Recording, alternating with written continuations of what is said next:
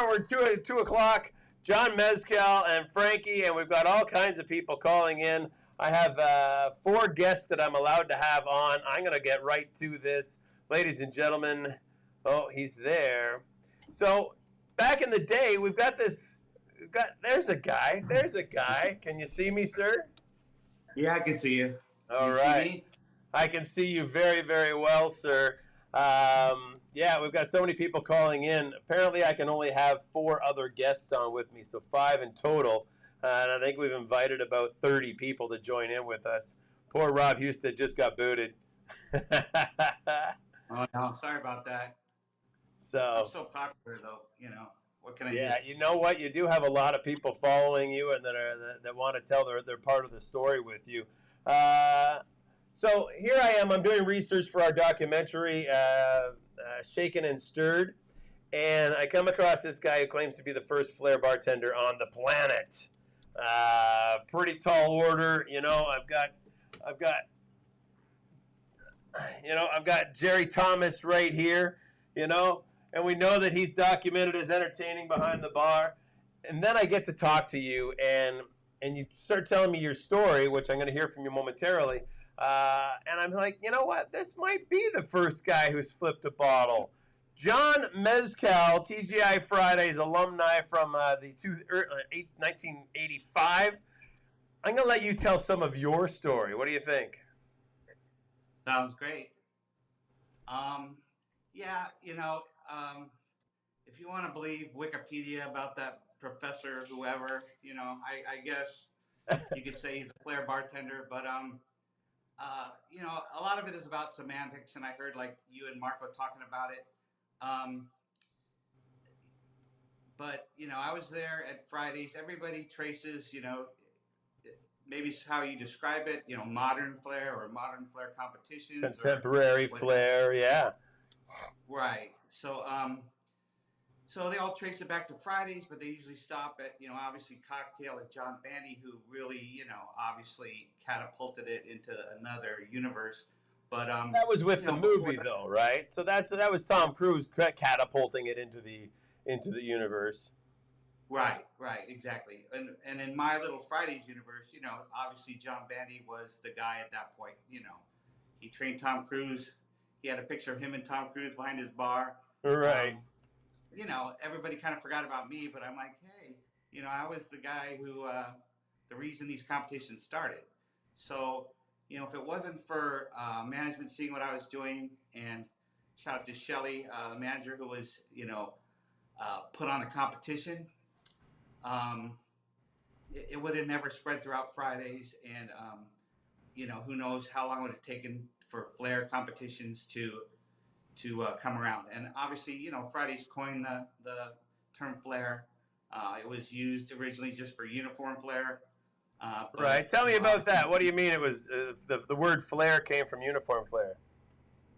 Well, Fridays was a great place. They really wanted you to be whoever you wanted to be, and you could wear whatever you wanted. It usually meant like silly hats or feather boas or whatever you were into.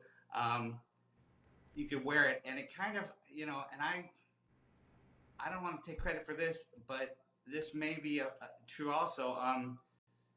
For me, I had a girlfriend at the time who was working at a used clothing store, so she would give me these big baggy pants from like the 40s and 50s, and I would wear those with like suspenders, and actually I have them here. So I would put pins on them, basically from my favorite punk rock groups of the time. I grew up in Los Angeles around the underground music scene, and actually I have my suspenders for show and tell just in case.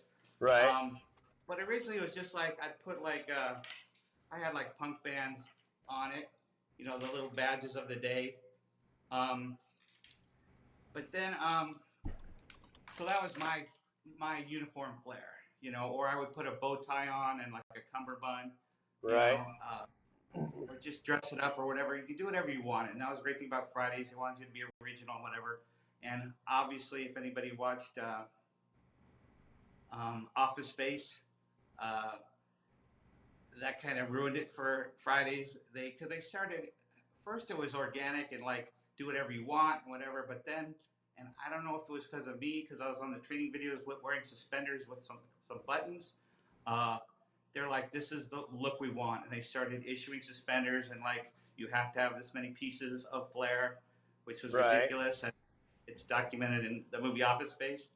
And I don't know Right. if he's on, but Rocky Ullery, He you is might. actually. Let's get to some of these guys. We've got a bunch of guys sitting in the background here. We've got a tremendous story to tell here, and lots of voices to tell it. But essentially, John, you were the first to, as you say, flip a bottle into a pour because you were a juggler. But we have the management here that to corroborate the story about how Flair became or how Fridays started the bartending competitions, which truly could be your claim here that the Fridays competitions were centered around your antics and shenanigans behind the bar, and how that came to be. So here's Rocky. Say hello to Rocky. Hey, how you doing?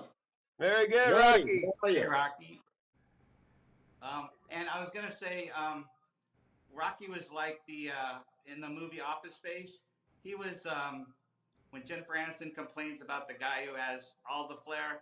That was Rocky. He had, look at his wall right now.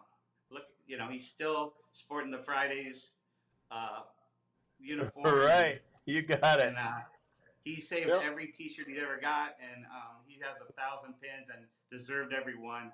He Wow. was an amazing. When I started, he was just the most amazing busser I'd ever seen. He would turn tables like nobody's business. He had a stopwatch with him, and he would try and beat his best time for like clearing a dirty table like in split seconds. And anyway, That's great. he was doing Flair, but he can tell you. But he was Yeah, doing yeah. Flair, Let Rocky tell good his busser. story. Let's be fair here, because in '84, as a busser, I was looking up at John at the bar, watching him do this amazing flipping and juggling. So it inspired me. I mean, honestly, John was my mentor, along with many, many bartenders that came out of Marina Del Rey at that time. So I started the flair as a busser. I was flipping silverware through my fingers. I was carrying wine glass stacks across the restaurant. And it got me onto the opening team. So I started to do openings for Fridays and travel around doing openings. So I know the guys that you're bringing on here. And Chris Rich sat down with me after doing one of the openings when I received the shirt, another gold star. And he asked me, what do I want to do? And I was 20. And I said, well, what I really want to do is be a bartender. And he goes, boom, you're going to be a bartender. So I went behind the bar with Johnny as a bar back at 20. Nice. He put me through hell, but I loved what he did and it inspired me and I wanted to do it. And then we became roommates and we worked together all the time. We did so many tricks and flares together and went off and did other competitions together. Bottom line, John was my mentor on the flare. If it hadn't been for him, I would have never done it. And I love it. And I've got my gold medal from 1991 in the Olympics. So I cherish it. I cherish those memories. Your Absolutely. TGI Fridays gold medal, right? Yeah. Hmm. Great. Hey, Yeah. John, this is your life. Here's Tom Mescal coming in on the other side of you. Tom, how did you play a role in this? Well, a minor role. I'm John's big brother, and so really he's my protege uh, in many Atta ways. boy. No, but basically, how it started was John and I worked together because he got me a job as his barback in San Diego, T.G.I Fridays in Mission Valley. And so that's where a lot of the craziness was started. Had started. John and I had learned to juggle as kids, and it was Right. just like a family thing. And we learned lots of different tricks and developed skills. And John just was better at it, and he took it to a higher degree. Right? I wasn't juggling knives. Yeah, we could both juggle tennis rackets and things like that for fun. But John just had more of a focus. Right? And then he started using it behind the bar. So at the TGI Fridays in Mission Valley, he had already developed a bunch of tricks. I'd already been watching a few of them. I And think what year was this? that's 82, 83, I'd Okay. say. I graduated in 82 from UC San Diego, and then I went down and worked behind the bar. And so while my head was down, dealing with burning ice and taking out bottles and all that stuff, I still was able to look up and see what kind of fun stuff was going on behind the bar, and there was a ton of it. And there was already a lot of really fun bar tricks generally, but John was taking it into the aerial realm and starting to, play with that idea there. For instance, juggling knives. That was going on in San Diego before he ever hit Marina Del Rey. And he had the lemon trick, where he's juggling knives, throws up a lemon, hits it with a knife, and then brings it up and it's perfectly sliced. That's a trick I watched in San Diego long before Marina Del Rey. So he was already doing a lot of those things and developing sort of, a whole bunch of different tricks. Right. So anyway, so I was there as bar back for about 6 months and watching that go on. John tells a story that because a lot of stuff was going on behind the bar, and it was really as crazy as you wanted to be, as long as people were entertained and everyone was making money. There was one where they had balloons at Fridays, and one of the fun things was taking like the cello frill toothpicks, that have the little cellophane on the back, and shooting them through straws, trying to pop the balloons and giving out to the customers and having them join in, right? And how I almost got fired is I lit those things on fire and went, well, let's go with flaming darts, right? And so apparently I'm always just pushing it for that. And but anyway, so I got to see all the development, the early days, of John, learning or teaching himself all these new things. Right. So it was kind of fun. It was a very creative environment. And then teaching the other bartenders and just making the antics come to life on the bar, right? It was really seeing all that, because there was a lot of different tricks happening anyway, and John was just kind of elevating it and making it fun and trying to make more tips, and and it was just that environment, and it was a bit of a free for all, and so there was a lot of stuff flying around the bar anyway. It was just after John had developed, realized what he could do with it. He talks about putting, the stopper in a bottle and how that changed things. That's when it really started to elevate to what I think people really think of when they think of like Flair bartending as people juggling bottles. That became synonymous. It's not just like, oh yeah, when they put a bunch of glasses and you can pour several colors of liquid or different drinks in different glasses. Yeah, that's an amazing trick. But it's the juggling that really captured everybody's attention in the flipping bottles. Right. That danger of the glass flying around the room, right? Don't run with scissors. That's exactly right. Yeah. The danger definitely adds a lot to it. So, yeah. Right.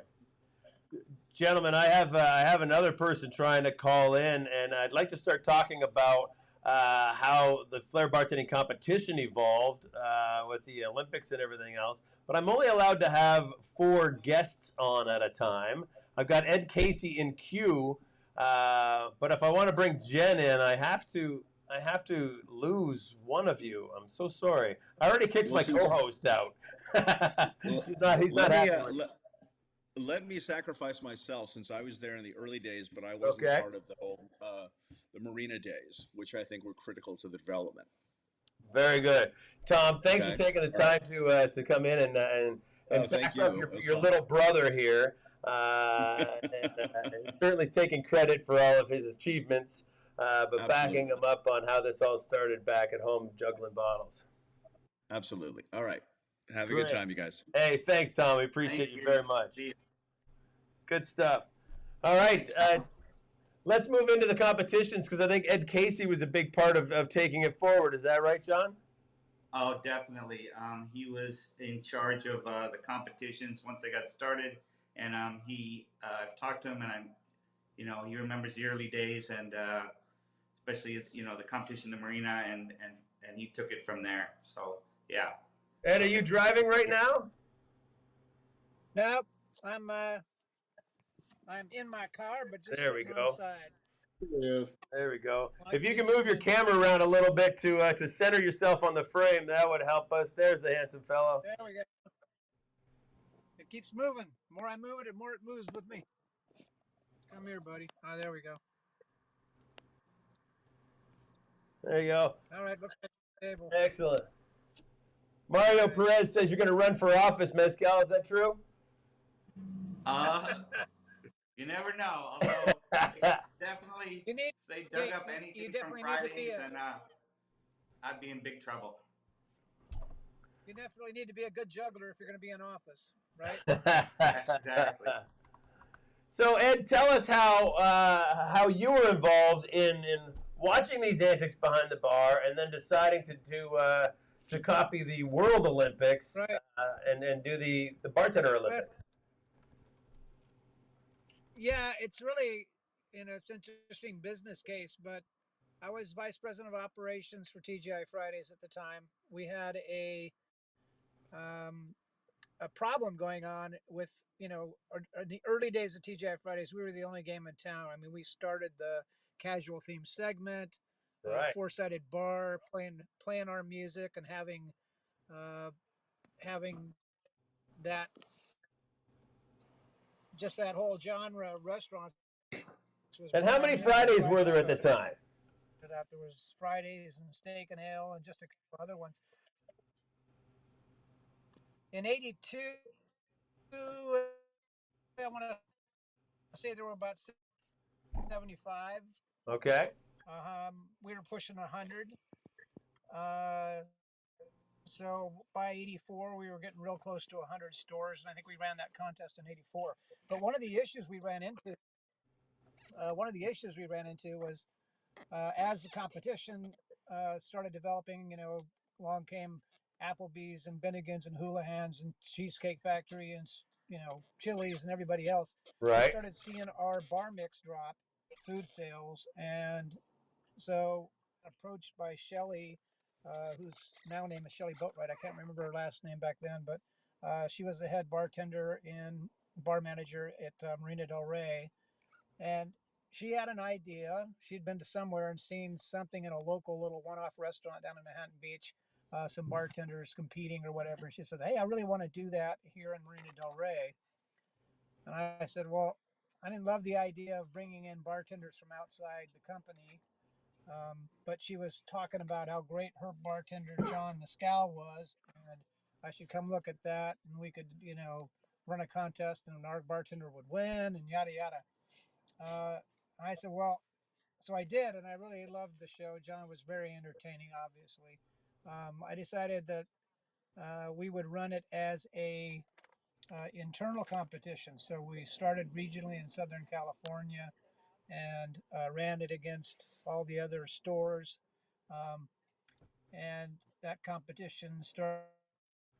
It we it was just amazing. We saw the bar mix change from uh, low 30s up all the way back up to close to 40% again Wow. in Southern Cal where we So were running starting this to run these bar competition. comps raised So it was your pretty clear to us it was a great opportunity system. And right. we opened it up.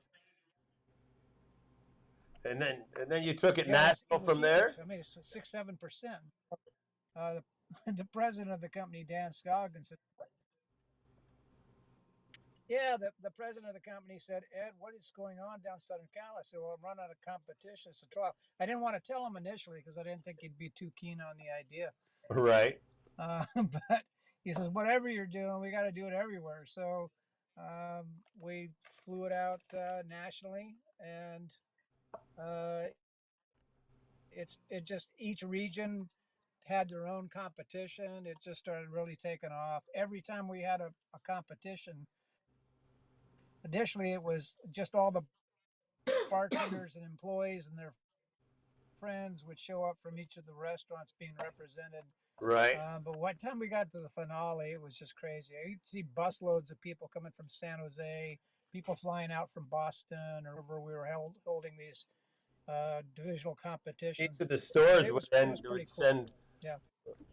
tons of like a whole busload of people to support the bartenders, right? Did I lose you?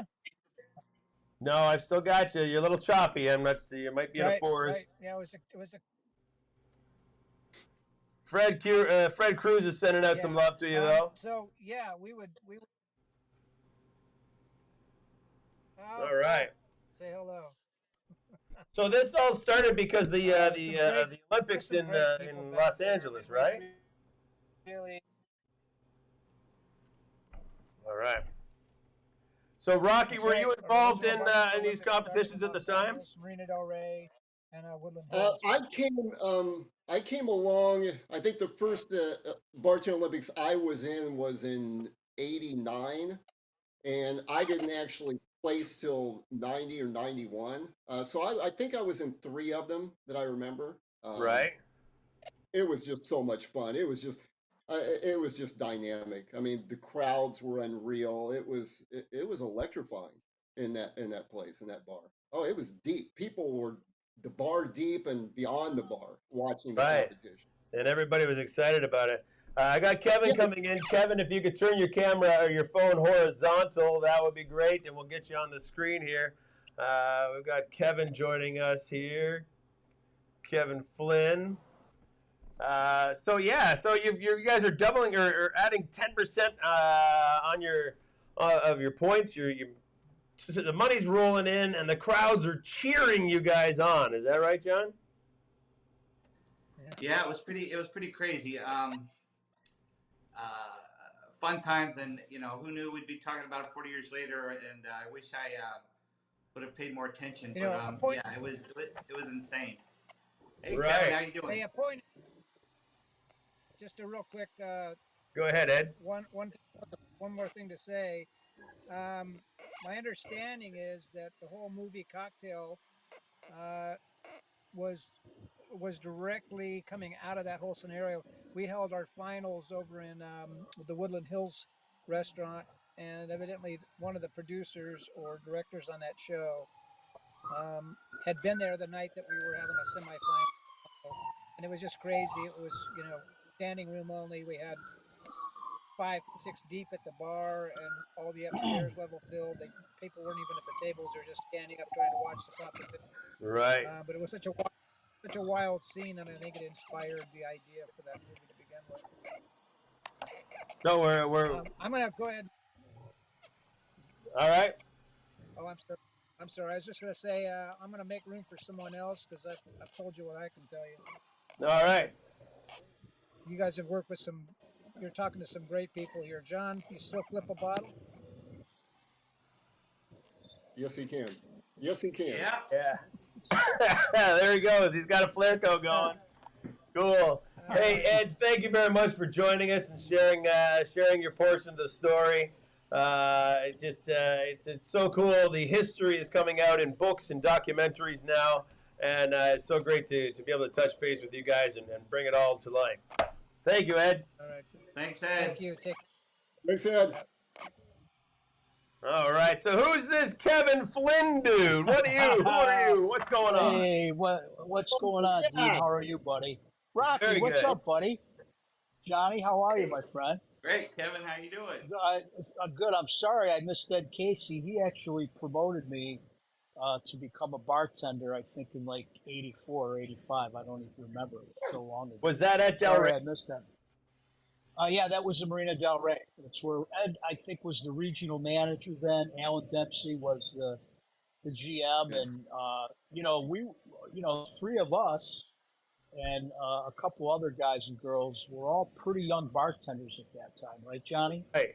Didn't we all get promoted right around the same time? Yeah, and I kind of already, when the original competition in Marina, some of the bartenders were much older, and I got a lot of slack. Like, I don't want to be a trained SEAL. I'm a bartender. But luckily, you guys came in. You were like the new fun crowd, and really got into it. And that bar just took off, and it was so much fun. And working with you guys was such a highlight of my life. And I'm gonna tear up now. No, but it was so amazing. And I worked with so many amazing people. And Fridays was just so great at training, and you had to be the best of the best, or absolutely, you weren't a bartender. Yeah, you really did. I remember, when I got promoted with Tim Rose, we trained at the same time, and it was you had to train 30 days, and then you had the honor. Oh, there he is. Yeah, I said his name, and there he is. He was waiting in the wings, but you said his name, so I had to bring him on. You had the honor of working the 8 to 1 shift after you got out of training. And it was great. Tim, how are you, buddy? Good to see you. I'm good. How are you, man? Yeah, good to see you. How's Hey, how you Florida? doing? You having a good time? Yeah, Florida's great, man. I'm sitting up on the 10th floor. You guys can probably see the ocean in the background. Yeah. Nice. And I'm down in Fort Nice. Lauderdale and visiting some Daryl, I love friends. your background. Thanks, man. How you Look at doing? that. Great to Nice. see you, Got your Tim. stripes out, got your adult You know it, blanket baby. You hanging. know it. You know I You what know, know you I you've got do? got this. a Good, museum dude. of stuff, don't you? You've got a Friday's museum worth in your basement, don't you? Oh yeah, I sleep with this shit. I can't I can't believe how much stuff you have, Brock. It's when you send out when you post that stuff, it's like, oh my God. It's going back in time. Matchbooks, placemats, the whole nine. All of it. Very Beautiful. cool. Yeah, Rocky and Frank Cruzado has a bunch of stuff too. Rocky, Yep. we'll have you on a future show here on Cocktail Network Live just to share that all that memorabilia. That'd be wonderful. Yeah, absolutely. This here is actually from one of the restrooms, pointing you to the restroom. Oh yeah, yeah, Yeah. right. Great. Hey Tim, tell us your role on this whole Flair bartending phenomenon. You know, I was it was 1985 when I was promoted. Cav, you too. We had just Yep, come back from a year-long passport trip where we drove around the country, and you could show up and just you show them your Friday's passport, you could pick up a shift. So we left around October of '84, and then when we came back in '85, we were offered a bartending position by Ed Casey, and we both yep. trained under Leslie Lee. Remember Leslie Lee? Oh Cool. Oh yeah. yeah, she was great. Leslie Lee was just a bartender extraordinaire. She was a very talented woman and a phenomenal trainer. And Johnny, did you train with Leslie? I worked with her. I don't remember. I don't remember who did my training in the marina. I was already a pouring bar back from San Diego, and when I got to the marina, I pretty much I don't remember who trained me, honestly. Yeah. So Obviously I borrowed from all you guys, but we had a lot of old time bartenders there when we came on board. It was a very coveted position to be Right. a Friday's bartender. I mean, it was hard to break into the ranks. And some some of these guys stuck around so long they finally aged out. We used to think, when the hell is Carmody? When's Carmody going to go get a real job? When's Billy Lutz going to go get a real job? Right. And so we had all those guys, and so Johnny, Kevin and I trained and got on board as bartenders, and we were very fortunate. And Johnny was working the bar, and the best part of Johnny working as a bar back was when he would get down and shine up those copper pipes. We would just sit there and watch him, and you were the best, baby. But love shining those Yeah, pipes. but but Saturday morning then bar cleanup. A clean bar is a happy bar. anyways, Johnny was, even when he worked barback shifts, he was flipping and spinning, and I remember just every time you picked a beer bottle up off the bar, you would flip that thing and either catch it behind your head or in your hands, or grab a couple, three, and start juggling. And the guests were really digging it. It was a lot of fun. And then Johnny kept adding different pieces to his repertoire, including we had this old metal toy plane that hung on one of the pillars at the bar. I think it might have been on the number one side, and again on the four-sided bar. And John has even back then he looked just like Bob's Big Boy. And we got him this little doll, um, Bob's Big Bite Yeah, there doll, it and is, There's baby. hey, see, and John used to take that Bob's Big Boy doll and put it on the metal plane, and he'd pour 151 rum on it and light it on fire, and run around the bar Kamikaze. with the thing burning. And it was called Babakazi, right? And everybody always loved, at least once a shift, John had to do the Babakazi. Am I right? Oh yeah, Yeah, it Um, was hilarious. the yeah. Baba but We Kazi. made anyways, we made what's him that? Daredevil Bob. I would put a cape on him, like Cape, at a yeah. Oh, cocktail napkin. would douse them with 150 Row 1, and Hey, it hey, would be Daryl, flaming around the bar, and then I'd throw it into a sink Yeah. to put them Daryl, out. But yeah, that's the your crowd would go vet and crazy. my red Jeep parked there. Did you Yeah, see that's Yeah, that? my Corvette. those are That's your my cars. Corvette and your red Jeep. Yeah, that's from like 1990. It's from like That's 1990. Yeah, there's awesome. my Corvette and there's your Jeep. Yep. So those are your guys' cars out front of Fridays, and that's the Yeah, Del Rey Fridays, right? Yep. That's So great. the whole Flair thing, you know, in our area, you had a few the Fridays that we had. We had Marina and Woodland were always the two restaurants that were we were always vying for top Petey. sales. I mean, we did Right. serious volume. Those four-sided bars, they were packed every night. I mean, happy hours were real happy hours back then, right? That's Right. And the bar would be 3, 4 deep, and it was nonstop. So, between the marina and more so the marina with you, Johnny, the Flair started taking off, and obviously John Bandy. He kind of jumped on board. Those guys were a bunch of prima donnas over there in Woodland. So, we we we had a big competition who were the best bartenders, and we did a bartender Olympics, and then they did one, and then we got together and did a big one in the marina. And the thing that kind of got the juices flowing was 1984 was when the Right. Olympics were in Los Angeles, right? And right. that's when everybody started flipping and spinning, and then it said like, hey, let's do a competition. And I think Leslie was part of the organizer. And then who was GM? Was Dempsey the GM at that time? Yeah, Yeah, it was Yeah, either him Alan Alan, or was yeah. GM. Yeah, so I think Dempsey Al, was the GM. he Anyways, was. Alan, you know, they picked a few of us to get involved in this competition, and uh, Johnny, you and Bandy, and a couple other guys were really good.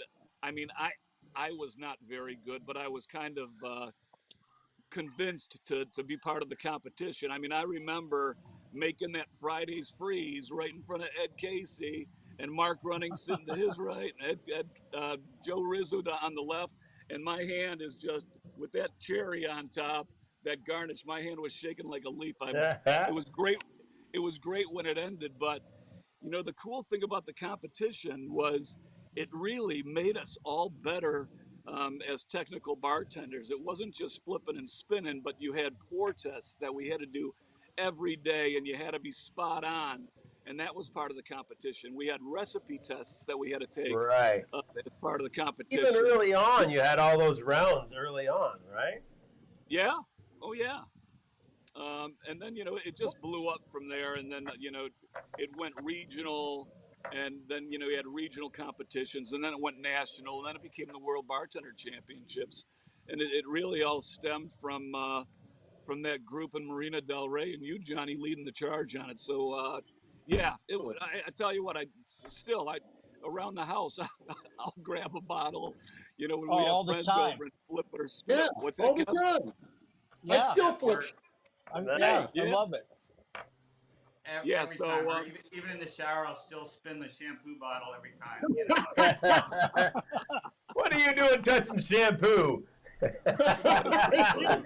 it's a bottle, I'm gonna flip it. Well, hey Tim, Yeah, in your regional position, didn't you guys have the first all TGI Fridays Olympic bartending in Dallas, and weren't you at that? oh yeah, yeah. Yeah, yeah. That what That it was a big deal. it it, it, the thing is, as this thing grew, and it was like a fever through Fridays through the whole company, right? Right. We How long were became you with known. Fridays for, Tim? I'm sorry, How long were you with Fridays for? 17 years. Gotcha.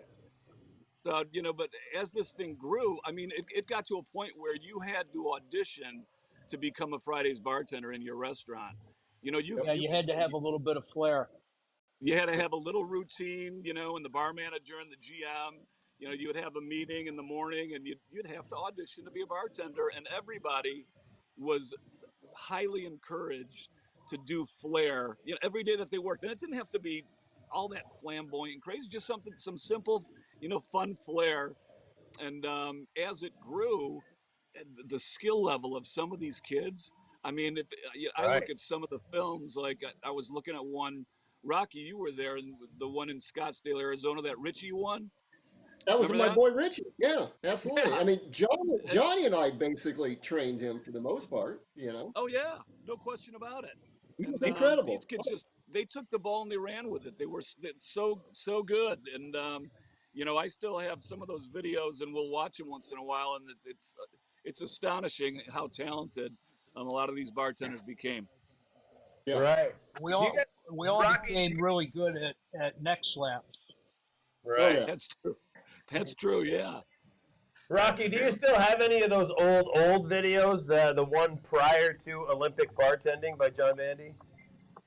Johnny and I talked about that. I don't. I don't know what came of them. I mean, I have different videos, but not those. I have the one with Richie that Tim was just talking about, but I Right. don't.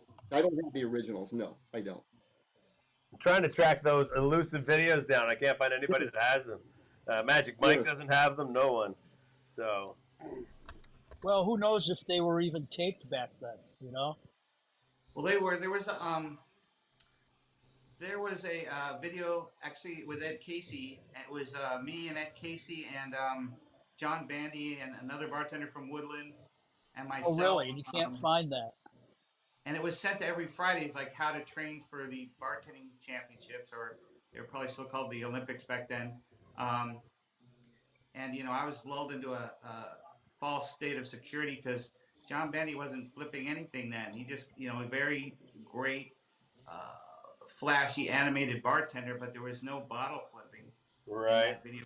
I don't think, and so I'd love to see what stage we were both at. But you know, I might have been lulled into a false sense of security because when I met him in the regionals, which also because I was the first in Marina, I never got the rules for the regionals. So I walk in and they're like, the original competition, they just like called out like 18 drinks, and you had to make them perfectly, and any showmanship you could add was like extra points. And Alan Dempsey was the GM, and I think I sent you I saw the original score sheet, but um, anyway, when I got to the regionals against John Bandy, which was like the next step, which happened a couple years later. Uh, I walk in and they're like, "Where's your list of drinks?" And I'm like, "What do you mean?" They're like, "You can do any drinks you want." And I'm like, I was used to just having drinks called out, and I did whatever I could with the bottles in front of me. And luckily, I could even like flip a full bottle by my back and do stuff with full bottles. But they go, "No, you can bring in your own bottles and call it the drinks." Of course, it's too late for me to set up any bottles, but John Bandy and the other competitors came in with their bottles with the perfect amount of alcohol in them, like a half ounce or an ounce, so they could flip them and everything. And so, anyway, he beat me by, like I just talked to Ed Casey, and he said, he beat me by a fraction of a point. And so, and it was in the preliminaries, not even the Flair part. And that's the original score sheet. Yeah, I'm gonna try And to make like it. there I is this Flair on it, but I think that was like We need a uniform Flair. recount. We What's need a that? recount, Johnny. We need a Yeah. recount. Yeah. This is the I mean, first documented recount being called out for a Flair bartending competition. Yeah, Yeah. I think we John need to Bandy, get if you you're two. out there, I'm ready. No. I I think we need I to was get gonna have you and him on. Bandy, Johnny. We need to get you and Bandy together and have another flip off, have another competition, just the two of you. Well, he'll Yeah. We'll probably put them still win. He really took it to another level. Like I say, I never worked on a routine because there was no reason to. I thought it was just going to be them calling out drinks and me doing whatever I could. And especially, he had home court advantage. It was in Woodland Hills, and no sour grapes, but he deserves everything he got. But uh, it was, I obviously felt it wasn't a level playing field. I didn't have the rules for some reason. I never got them, so I went in there, cold, and he had everything set up, and he had the bandy board and everything else. But uh, and like Ed Casey also said, like nobody really touched him through the whole competition. So he's like, you should have been in the finals with him. And but um, and nobody was really doing it back then. It was so new even then, uh, and I'm sure people were dropping stuff, and it was dangerous, and the Flair bottle hadn't been invented yet, and we were using real glass in front of judges that were a foot away. So, and everybody was doing glass stacks that couldn't flip bottles, and it was just ugly. So, I think that's why they didn't have it.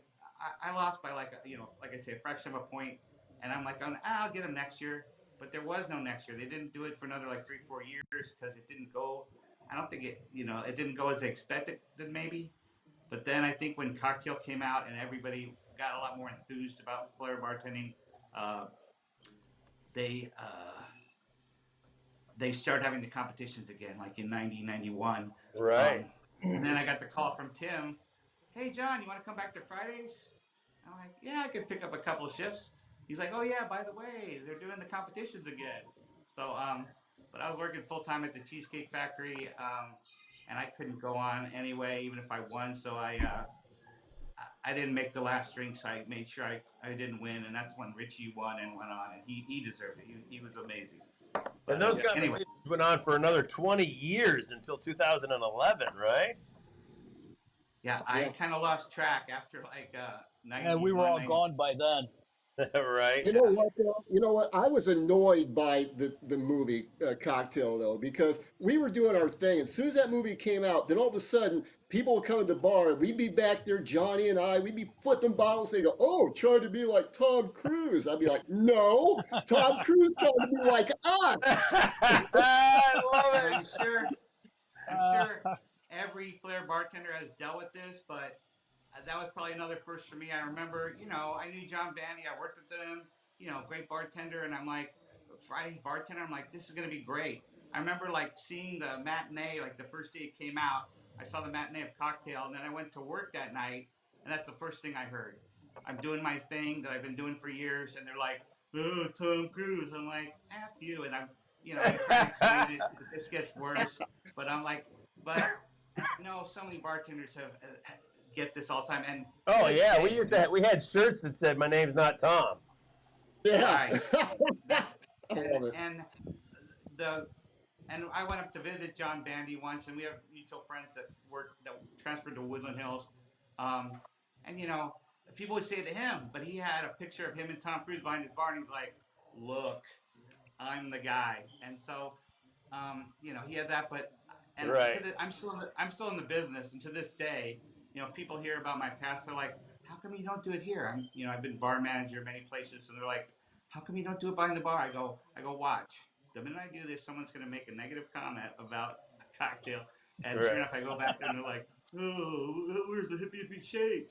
And so I'm like, that's why I don't do it that much anymore. And That's so I funny. so to this day, I still get it, but Yeah, we all do.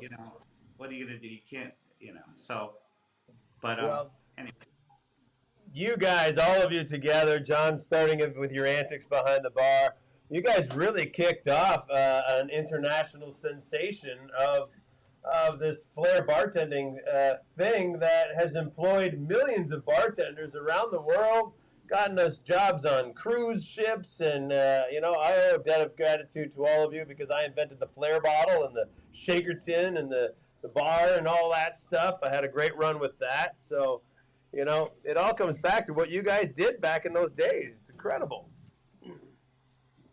It was a hell of a lot of fun, I tell you. It was a great time. It was. I'm an Ohio boy. Kevin's an Ohio boy. Daryl's from Kansas. Oh, I'm sorry. Rocky is from Kansas. I Right? got to get out of that habit of still calling you Daryl, don't I? It's all right, Tim. It's okay, Rocky. man. It's a term of endearment, buddy. And I love you, Johnny, man. It's all good. Johnny out of San Diego, it was an incredible time to be in LA. And, we were waiters when the Olympics were there and then all turning into bartenders. And I mean, it was, and all this happening and Flair bartending and the championships, it was, honest to God, it was, one of the best times of my life. It really was. And I have fond memories of it. So, I hope there's a revival of it. I hope it comes back, man. I want to, I'd love to see some kids doing it again. Right. Yeah, I know You know Flair. what? Tim, to piggyback off that, I think it was lightning in a bottle. It's a once in a lifetime thing where a group of guys and girls came together and we all just kind of fed off each other and we all had each other's back. And, I know we all miss it. I'd love to get together with all you guys. And it was just an incredible time in all of our lives. And we'll always It hold was. that close to our heart. It Amen. was. Amen. Yeah. Yep. We'll have to do this more often. What do you guys think of where the world has come with Flair?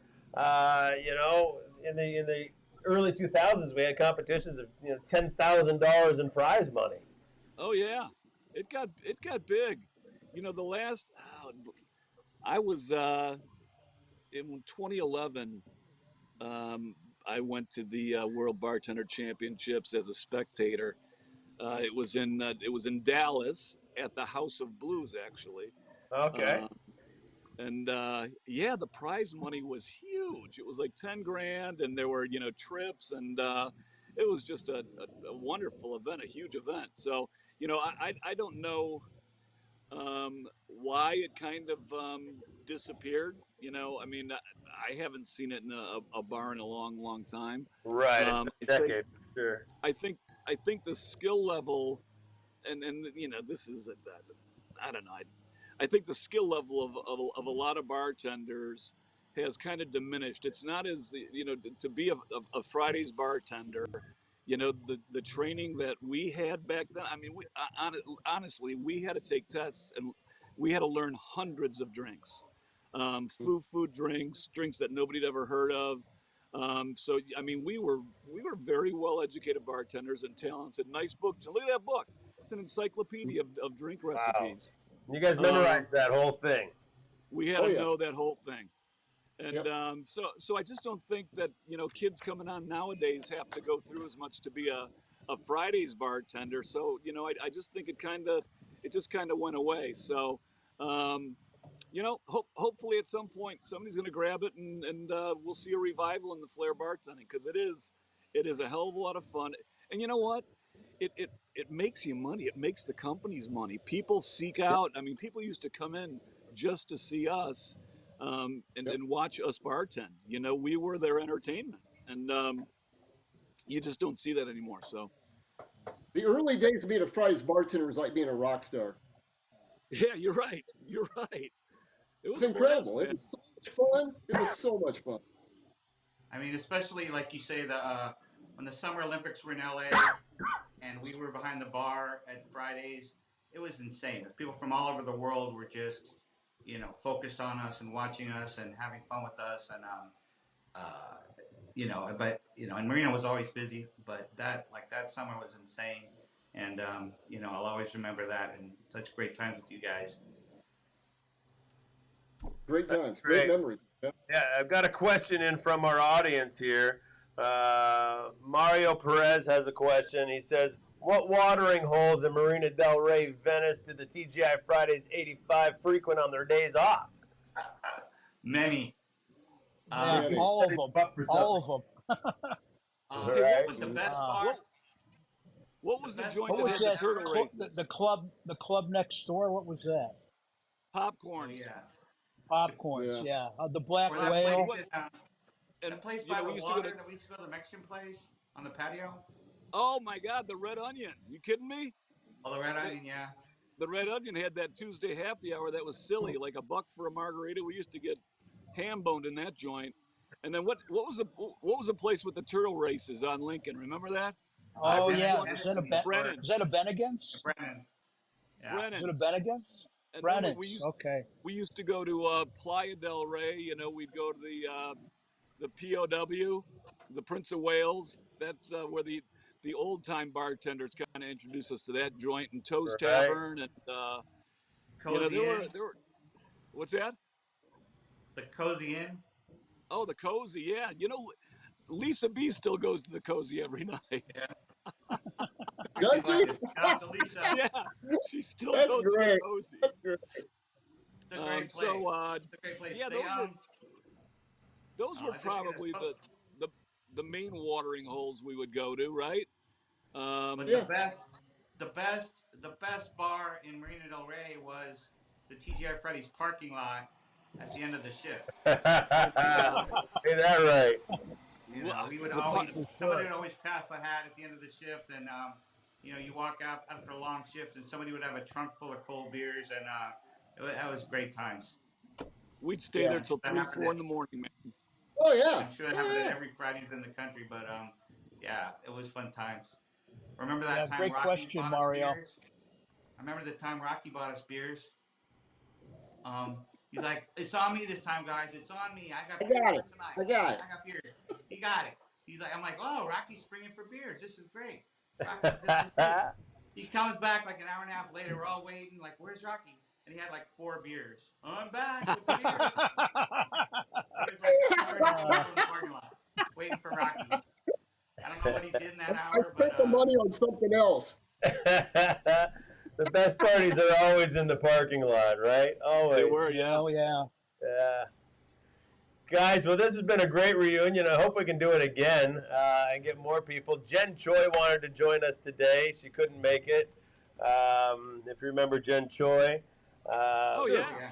Yeah, she's Oh, yeah. working with Empire Distributing on the East Coast now. And she was actually sitting at my bar here at the office just days after I had just first connected with John. And it was just the most bizarre thing to have her sitting here in my office.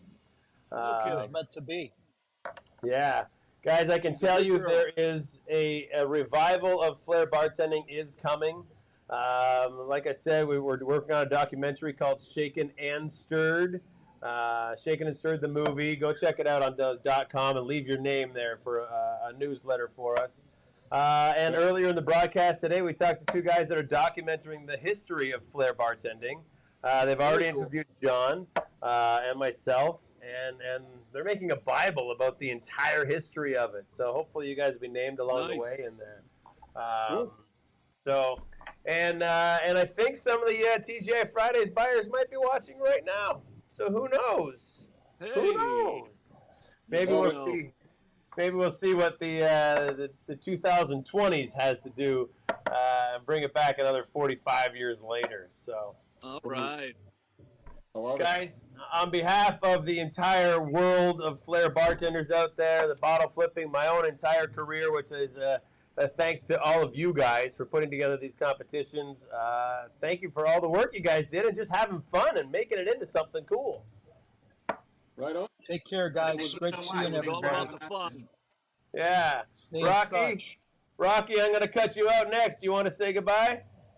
I'll say goodbye. Great to see you guys. Love you all, guys. See you, Love you. Daryl. Love you. Take care, Great buddy. meeting you. Love you Thank too, you so brother. much. All right, Kevin, you're next. Say goodbye. All right. Take care, guys. See you later. Bye bye. Kevin, JB, see you thanks. soon. Oh, wait a second. Jen Choi's here. Come on, where are you?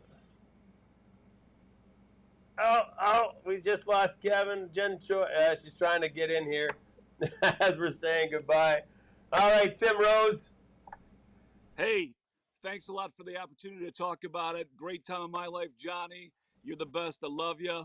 Hope to see you out there at some point soon. You all have a great summer, okay? All right, You we'll thank see you you. so much, Tim. Thanks, See you Timmy. guys. Great to see you. All right. John, thank you very much, man. I don't know if this settles that you're the first bartender on the planet. It's a big claim, but honestly, I got, you know, I've been trying to tell the story for 40 years, and Yes. I always got shut down, or you know how it is at bars. It's like, yeah, I did this, and they're like, whatever. And Right. you know, I just once I actually I think I was online looking for tins or something for the bar I was running, and you know, it popped up like the first Flair competition was in Marina Del Rey, and I'm like, who knows this? And I'm like, I researched, and then it was on the you know, the World Bartender website from Fridays. Yeah. So I'm like, oh my God, I have something to back me up. And so that's probably when I changed it. I'm like, yes, that was me. And I did, you know, I was the first competition at Fridays, and Fridays started the competitions. And so, you know, I maybe went overboard, but, you know, and like I say, it's a lot of it's semantics. There was a lot of flashy bartenders throughout the years, Right. but, you know, were they Flair bartenders? Were they just flashy bartenders? I definitely think I was the first one flipping bottles, and that's what Right. started the competition at Fridays, and it's. Well, that's what got me on it. I've been teasing you a little bit about the first on the planet, but from the research and the stories that I've done with John Mescal, who's a very good friend of mine. I've gone fishing, we've hung out, and Magic Mike, his John who? stories. The first guy who was it? Right. I think we might be able to boil it down to that you're the first to go flip a bottle into a pour, making you the first bottle flipping bartender on the planet, perhaps. Certainly, you've added a giant piece to the puzzle of where this all started. And if it weren't for your antics behind the bar, we wouldn't have all these bartending competitions today. So yeah, I think you're a big deal, dude. Well, I appreciate it. You know, I just want the truth out there, and you know, people always are like, why don't you tell people? I'm like, well, what am I gonna do? Stand up in the middle of the bar one day and like, I was in the first competition. You know, it just does. There's no forum for it, and so thanks, you know, for having me and listening. And like I say, if anybody wants to, you know, you can go to the World Bartender Championship page, and I'm listed there, and then some other internet articles or whatever. But anyway, I appreciate being on here.